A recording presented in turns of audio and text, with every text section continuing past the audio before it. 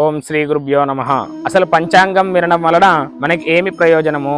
శ్రీ కళ్యాణ గుణావహం రిపుహరం దుస్వప్న దోషావహం గంగా స్నాన విశేష పుణ్య ఫలదం గోదాన తుల్యం రుణాం ఆయుర్వృద్ధిదముత్తమం శుభకరం సంతాన సంతప్రదం నానా కర్మసు సాధనం సముచితం పంచాంగమాకర్ణ్యత.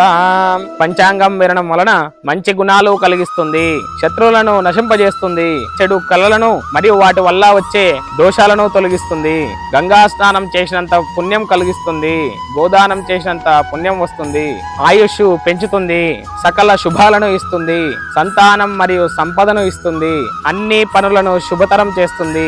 కేవలం పంచాంగం వినడం ద్వారా ఇన్ని గొప్ప వరాలు పొందే అవకాశం ఉంది. ఇంతటి గొప్ప అవకాశం మనకి ఉగాది ఇస్తుంది.